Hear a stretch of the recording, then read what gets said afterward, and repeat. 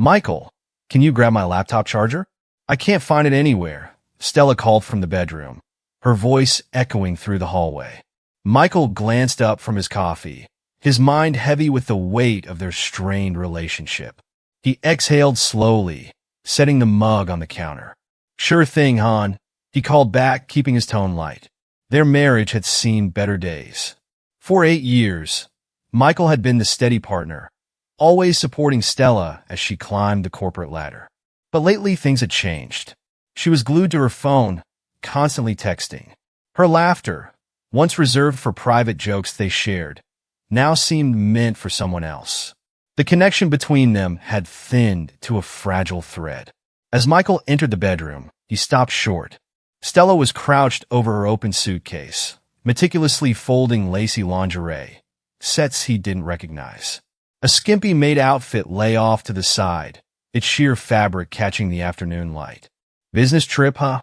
Michael asked, forcing an air of casual curiosity. His eyes flicked between her and the suitcase, careful not to let his growing unease show. Stella jolted upright, turning toward him with a nervous laugh. What? Oh yeah, corporate retreat. She closed the suitcase with a quick, almost panicked motion. You know how these things are, boring meetings, trust falls, team-building stuff? Michael studied her face. Her smile was tight, her fingers fidgeting with the edge of the suitcase. Looks like you're planning for more than just team building, he said, gesturing toward the suitcase. Stella's cheeks flushed. Oh, come on. It's nothing like that. I just wanted to feel confident. That's all. She waved her hand dismissively, avoiding his gaze. Not like I'm going to wear that stuff in front of anyone. Michael tilted his head, the knot in his stomach tightening. Right, he said, nodding slowly.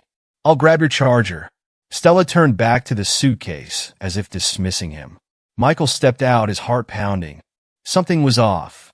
Stella's explanation didn't sit right with him. They had always been open about their lives, their plans. But this was different. Later that evening, while Stella showered, Michael's thoughts churned like a storm. He leaned against the kitchen counter, staring at the bedroom door. His gut told him to let it go, to trust her. But another part of him, a quieter, sharper voice, urged him to look deeper. With quiet steps, Michael walked to the bedroom. The sound of running water covered his movements as he crouched beside the suitcase. Slowly, he unzipped it. The maid outfit was folded neatly on top, but it wasn't alone. Beneath it lay several other sets of lingerie, each more provocative than the last. And there, tucked into the side pocket, was a 30-pack of condoms. Michael's hands froze. A wave of nausea rolled through him as he stared at the box. His breathing quickened. Stella had always dismissed the idea of using anything like this in their marriage. She had said it wasn't her style, that she didn't see the need to overcomplicate things. Yet here it was, an unmistakable sign of intention. The shower stopped. Michael quickly zipped the suitcase and stood, his heart racing. He stepped back into the living room, sitting down just as Stella emerged, towel wrapped around her. Long day tomorrow, she said, leaning against the doorway as she dried her hair. Yeah, Michael replied, keeping his eyes on the TV. I'm going to head to bed early, she added, her tone casual. Michael nodded, barely looking at her. Sure. Sweet dreams. Stella hesitated for a moment, as if waiting for him to say more. When he didn't, she walked off toward the bedroom. Michael sat in the dimly lit living room, staring at the blank television screen. The image of the condoms burned in his mind, a constant, mocking reminder of his wife's betrayal. He reached for his phone, scrolling aimlessly before setting it down again. He couldn't let this go. Michael sat on the couch, the television playing in the background, but he wasn't watching. His mind kept replaying the image of Stella's suitcase, the lingerie, the maid outfit, and worst of all, the 30-pack of condoms. His stomach twisted, his thoughts racing between disbelief and anger. He glanced at the clock. 10:45 p.m. Stella had gone to bed an hour ago after giving him a quick kiss goodnight. Her usual, I love you, now feeling hollow. Michael stood, running a hand through his hair. He couldn't let it go. His instincts screamed for him to act. Walking softly, he approached the bedroom door. It was slightly ajar, allowing him to see Stella sprawled across the bed, one arm draped over her face as she slept deeply. He watched her for a moment, the familiar sight of her peaceful face, now stirring a mix of love and resentment. Turning away, he headed to the guest room where Stella's suitcase sat by the wall, partially zipped. He crouched down and carefully pulled it open. The lingerie was still neatly folded on top, the maid outfit tucked underneath. He hesitated before pulling them aside to reveal the condom pack once again. Michael stared at it, his emotions boiling. The pack sat there, mocking him, a tangible symbol of her betrayal. Slowly, he reached for it. Sliding the pack open, he grabbed a single condom, turning it over in his hands. His jaw tightened as an idea formed in his mind. It was petty, perhaps even cruel, but it was fitting. Michael got up and went to the desk in the corner of the room. He opened a drawer and pulled out a small sewing kit Stella had bought years ago, but never used. His fingers found the needle, its point glinting in the dim light. Sitting back down on the floor, he set the condom pack on his lap. Carefully, he poked a tiny hole through one of the condoms, then another, and another. His movements were precise, his hands trembling, not from guilt, but from the weight of what he was doing. This is what betrayal feels like, he muttered under his breath, his voice barely audible. He worked methodically, making sure the holes were small and hard to detect. When he finished, he slipped the pack back into its box and returned everything to its original position in the suitcase. Satisfied, he zipped it shut, stood, and left the room as quietly as he had entered. The next morning, the sound of Stella's phone alarm echoed through the house. Michael was already awake, sitting in the kitchen with a cup of coffee.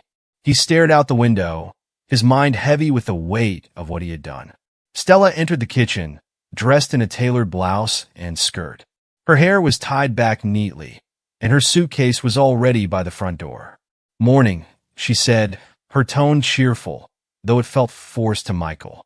"Morning," he replied, sipping his coffee. "I'm running a bit late," she said, grabbing a granola bar from the counter. "I'll call you when I get there." "Okay." Michael nodded, setting his cup down. "Sure. Have fun." She hesitated, glancing at him. "Everything okay?" "You seem distant." He forced a smile. "Just tired. Long week. Don't forget to water the plants." She called over her shoulder as she slipped on her heels. Michael leaned against the kitchen counter, watching her. "You packed everything you need?" "Yep. All set." She grabbed her suitcase, giving him a quick peck on the cheek. "I'll call you when I get there." "Okay." "Sure," Michael said, forcing a smile. Stella nodded, leaning down to give him a quick kiss on the cheek.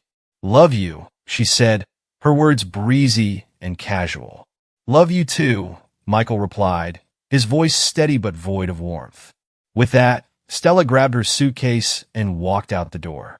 Michael listened to the sound of her heels clicking on the driveway, followed by the car door slamming and the engine starting. When the car disappeared down the street, Michael exhaled deeply. The house felt emptier than usual, the silence heavy and oppressive. As the door closed behind her, Michael felt a heavy silence settle over the house. He stood there for a long moment, staring at the door before grabbing his coffee and sitting down at the dining table. He opened his laptop. Michael spent the next few hours digging. Sitting at the dining table with his laptop, he logged into Stella's email using the password she'd always used for everything. Their anniversary date. He wasn't surprised when it worked. His inbox search quickly yielded results. Messages between Stella and Alexander filled the screen, each one more damning than the last. "Alexander, can't wait to see you tonight. Hope you packed that Maid outfit I love." "Stella, of course." Michael has no idea. "This is going to be our best weekend yet." Michael clenched his fists, his eyes narrowing as he read through the string of emails. Alexander had been her boss for 3 years.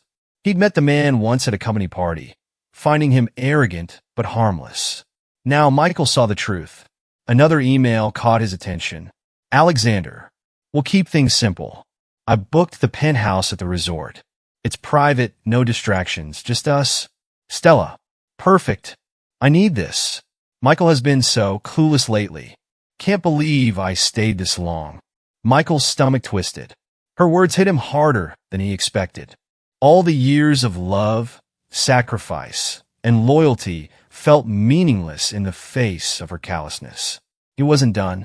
Switching to her phone account, Michael pulled up her text messages. It took a few tries to guess her passcode, but eventually he was in. The texts were worse. Alexander and Stella had exchanged explicit photos, detailing what they planned to do over the weekend. Alexander. Think he suspects anything? Stella. Not a chance. Michael's too trusting. Always has been. Michael slammed his laptop shut, his breathing heavy. He pushed back his chair and stood, pacing the room. His anger was sharp now, cutting through the pain like a blade. That evening, Michael sat alone in the living room. Stella hadn't called yet, though it didn't matter. He knew exactly where she was and what she was doing. The house felt emptier than ever, but instead of sadness, Michael felt a simmering resolve. He'd spent years putting Stella first, giving her everything he had. Now it was time to put himself first. He pulled out his phone and scrolled through his contacts until he found the number he needed. It was time to take the next step. Stella and Alexander thought they'd gotten away with their betrayal, but Michael wasn't done. Not by a long shot. Michael sat at the kitchen table, his laptop open to Stella's incriminating emails and texts. Every message burned like a fresh wound, but instead of wallowing in pain, Michael channeled it into action. He had already made his first move with the condom pack, but now it was time for something more direct. Pulling out his phone, Michael scrolled through Stella's contacts. It didn't take long to find Alexander's number. She had it saved under a generic name, Boss Say. He shook his head, a bitter laugh escaping his lips. Not even clever, he muttered. He stared at the number for a moment, his thumb hovering over the call button. Then, with a deep breath, he pressed it. The phone rang twice before a voice answered. Hello. Alexander's voice was casual, confident, and smug. Michael took a moment to steady himself, keeping his tone calm and deliberate. Hey, Alexander. This is Michael, Stella's husband. The silence on the other end of the line was deafening. Michael imagined Alexander's face freezing, his mind scrambling to process the call. Alexander finally replied, his voice tinged with nervous laughter. Hey, Michael. What's up? Michael smirked, enjoying the shift in Alexander's tone. Just calling to congratulate you, he began, his voice steady and dripping with mock enthusiasm. You're going to be a daddy. There was a pause. What the hell are you talking about? Alexander asked sharply, his smugness replaced by irritation. You heard me, Michael said, leaning back in his chair. Oh, and while we're at it, you're also about to inherit all my headaches. Stella's homeless now. Divorce papers are on the way. Alexander stammered, clearly taken off guard. Wait, what? Homeless? Look, man, I don't know what you think is going on, but before Alexander could finish, Michael hung up. The sharp click of the call ending felt like a small victory. Michael stared at his phone, his pulse racing. His anger had dulled into a cold determination. The satisfaction from the call wasn't enough. He wasn't done yet. That evening, Michael sat on the couch with a glass of whiskey, staring at the flickering light of the television. He felt lighter, as though a weight had been lifted from his chest. But the pain was still there, lingering beneath the surface. His phone buzzed again. This time, it was Stella. Stella. Hey, just checking in. Made it safely. Love you. Michael stared at the message, his jaw tightening. He didn't reply. Instead, he leaned back, letting the silence of the house surround him. For the first time in years, it felt like his space, his life. And he was ready to take it back. Michael spent the morning in his garage, boxing up the last remnants of Stella's belongings. Each item he packed felt like closing a chapter of his life. Her clothes, her favorite books, even the framed photos they'd once cherished together. He paused briefly on their wedding photo. For a moment, he considered smashing the glass, but he set it down gently instead. Not worth it, he muttered under his breath. With the truck bed fully loaded, he grabbed the USB drive containing the damning evidence of Stella's affair, videos, texts, and emails he had carefully compiled over the past few days. It was all there, neatly organized, ready for delivery. As he drove to Alexander's house, Michael rehearsed what he would say. He wanted this moment to be controlled, to hit exactly where it hurt the most without losing his composure. His grip tightened on the steering wheel as Alexander's suburban neighborhood came into view. The pristine houses, trimmed lawns, and shiny SUVs felt almost mocking in their perfection. He pulled up to Alexander's driveway and killed the engine. Taking a deep breath, Michael grabbed the first box and approached the front door. The doorbell rang, echoing through the house. Michael heard footsteps approaching, and to his surprise, it wasn't Alexander who answered. A petite woman with sharp features and tired eyes opened the door. "Can I help you?" she asked, her tone polite but wary. Michael offered a small smile. "Hi, you must be Diane. I'm Michael, Stella's husband." He extended his hand, which she hesitantly shook. "Stella's husband?" she repeated, her brow furrowing. "Ex-husband, technically," Michael corrected. "Soon to be. Anyway, look, I'm sorry to drop in like this, but I thought you should see something." Diane's eyes narrowed. "What are you talking about?" Michael pulled the USB drive from his pocket and held it out to her.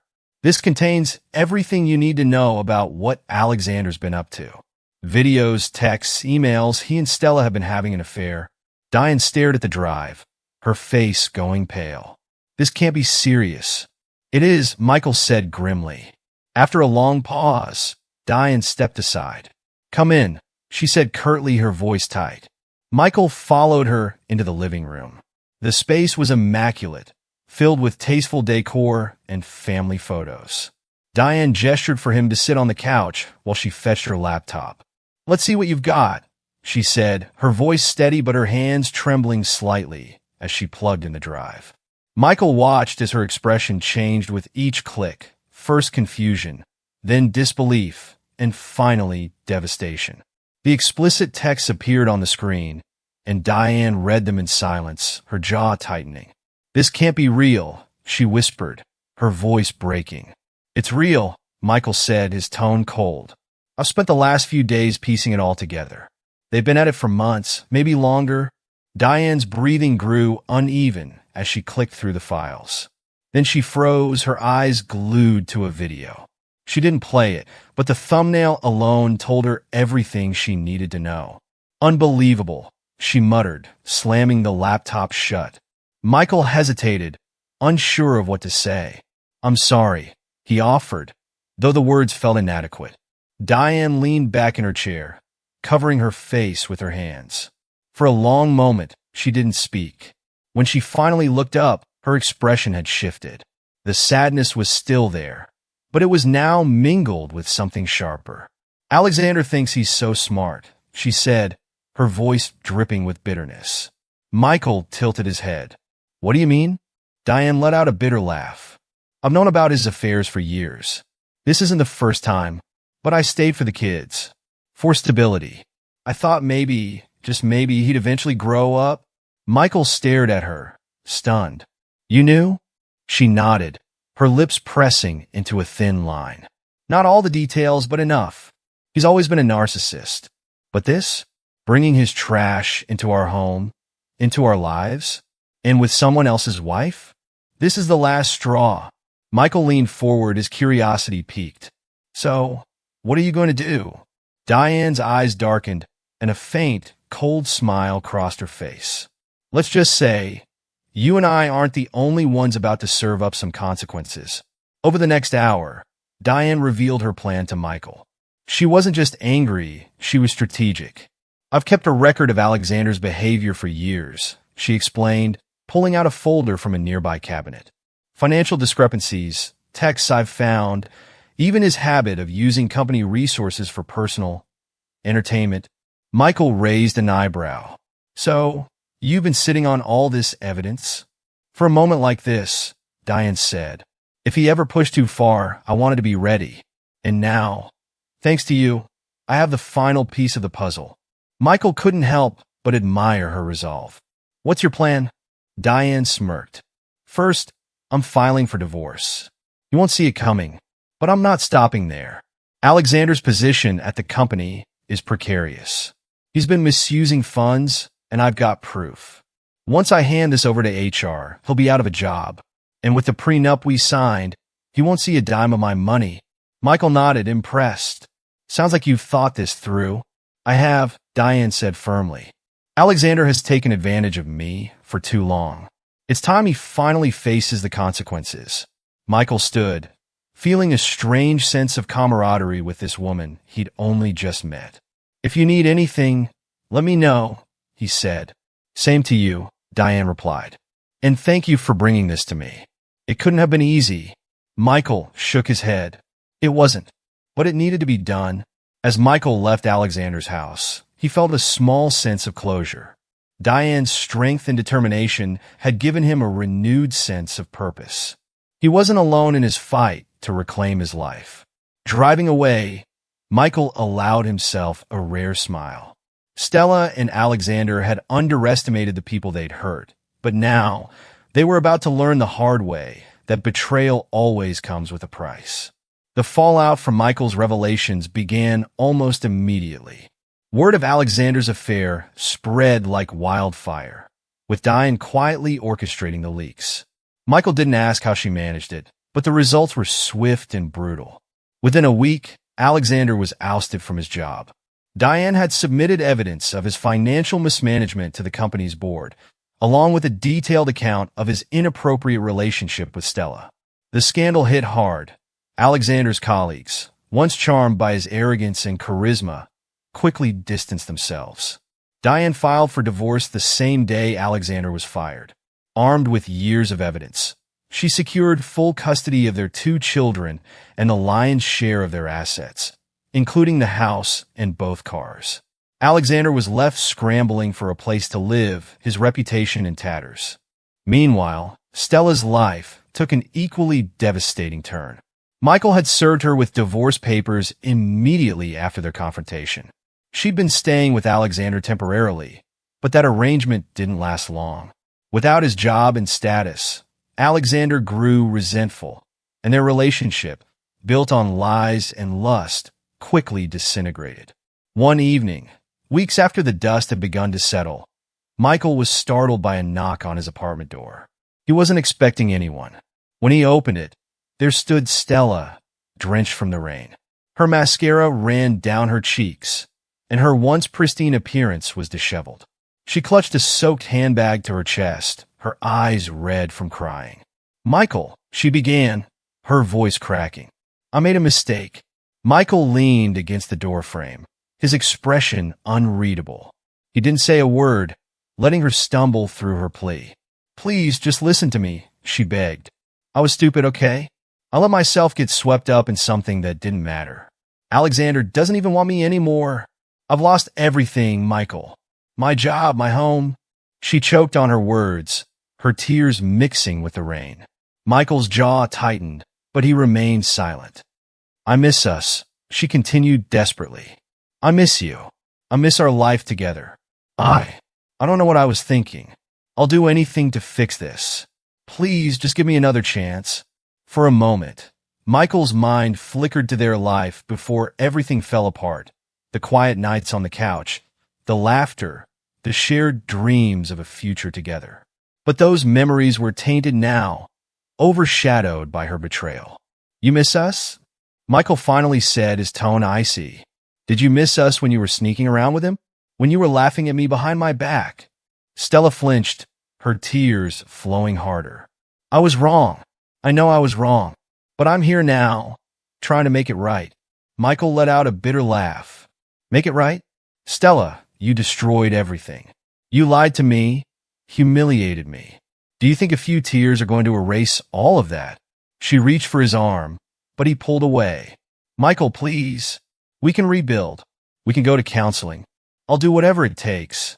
"You already made your bed, Stella," he said, his voice sharp. "Now lie in it with him." "But he doesn't want me anymore," she blurted out, her desperation spilling over. "He kicked me out.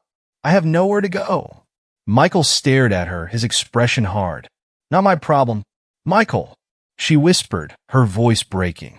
With a calmness that belied the storm inside him, Michael stepped back and closed the door in her face. He leaned against it, listening as her sobs faded into the rain. The days that followed were a whirlwind of changes for Michael.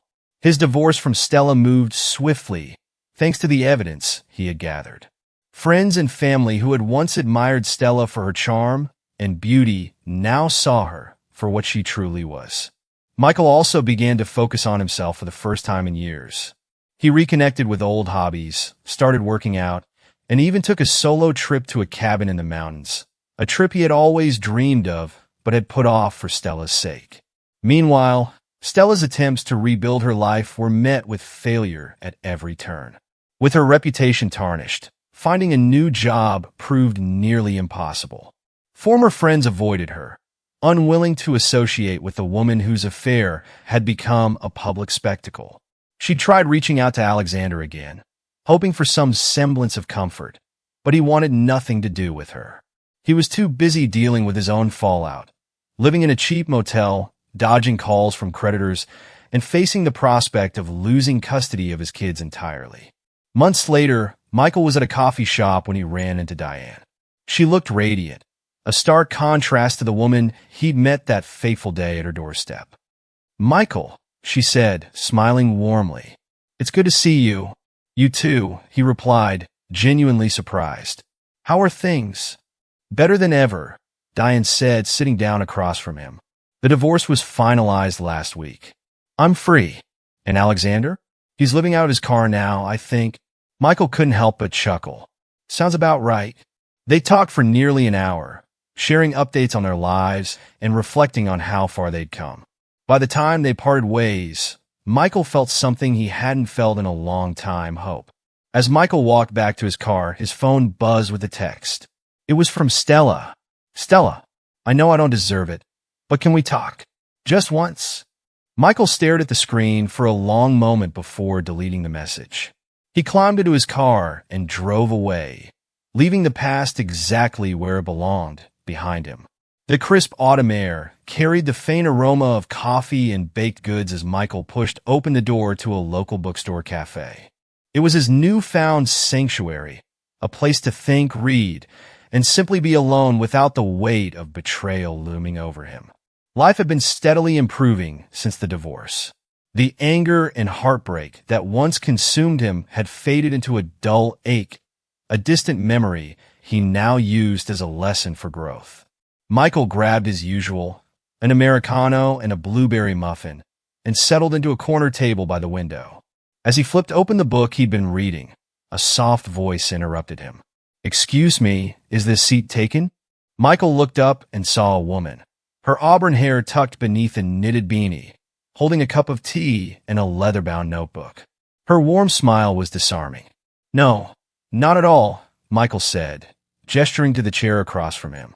"Thanks," she said, sliding into the seat. "It's packed in here today." Michael nodded. "It always is on weekends." "I'm Michael, by the way." "Nova," she replied, extending her hand. "Nice to meet you." Over the next few weeks, their paths crossed again and again at the same cafe. Nova always came armed with her notebook, jotting down ideas and occasionally sketching. Michael learned that she was a freelance illustrator, working on children's books, and had been through her own struggles, a marriage that ended in infidelity. One rainy afternoon, Nova hesitated before sitting down. "I hope this isn't weird, but do you want to grab lunch sometime? I feel like we keep meeting here by accident, and I'd like to actually talk without feeling rushed." Michael smiled. "I like that." Their lunch date turned into hours of conversation. They shared stories of their heartbreaks.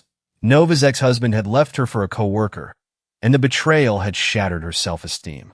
"It makes you question everything about yourself," Nova said, stirring her soup absently. "What you did wrong, why you weren't enough." Michael nodded. "Yeah, I've been there, but you eventually realize it wasn't about you. It was about them." Nova gave a small, sad smile. "I'm trying to believe that. Some days are better than others." "Me too," Michael admitted. "But I've learned that you can't let the past define you. It's hard, but moving forward is the only choice." As months passed, Michael and Nova grew closer.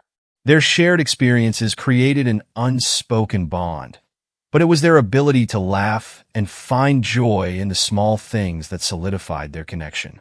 Nova's kindness and optimism began to heal the parts of Michael that he thought were permanently broken. One evening, they took a walk through a local park, the ground covered in golden leaves. "Nova," Michael began, stopping beneath a large oak tree. "I never thought I'd meet someone like you after everything I've been through." She looked up at him, her eyes soft. "I could say the same about you. I don't know where this is going," he continued, "but I know I want to find out." "With you?" Nova smiled, taking his hand. "Me too." As their relationship deepened, Nova encouraged Michael to let go of any lingering resentment towards Stella and Alexander. "They've already lost everything," she pointed out one evening over dinner. "You don't need to carry the weight of what they did anymore." Michael considered her words. Nova had a way of grounding him, of reminding him that his life was no longer tied to his past. Meanwhile, Stella and Alexander's lives continued to unravel. Alexander, unable to find stable work, jumped from one menial job to another, living in a rundown apartment on the outskirts of town. His once arrogant demeanor had been replaced by bitterness, and his relationship with Stella was a shadow of what it had been. Stella, who had clung to the hope of reconciling with Michael, finally realized that door was permanently closed.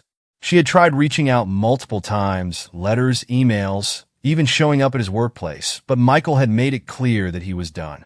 One evening, Stella sat alone in a dingy motel room, staring at her reflection in the cracked mirror. Her once polished appearance had faded. She looked tired, defeated. Picking up her phone, she scrolled through old photos of her and Michael, vacations, holidays, quiet nights at home. Tears streamed down her face as she whispered, "I'm sorry, Michael. I'm so sorry." But it was too late. Michael, on the other hand, had found a new rhythm to his life with Nova by his side. Together, they traveled, explored new hobbies, and rebuilt their lives on a foundation of honesty and trust. One sunny afternoon, as they walked hand in hand along a quiet beach, Nova turned to Michael. "Do you ever think about what happened with Stella?" she asked. "Sometimes," Michael admitted, "but not in the way I used to. I don't feel anger anymore. Just gratitude, I guess." "Gratitude?" Nova asked, raising an eyebrow. Michael smiled.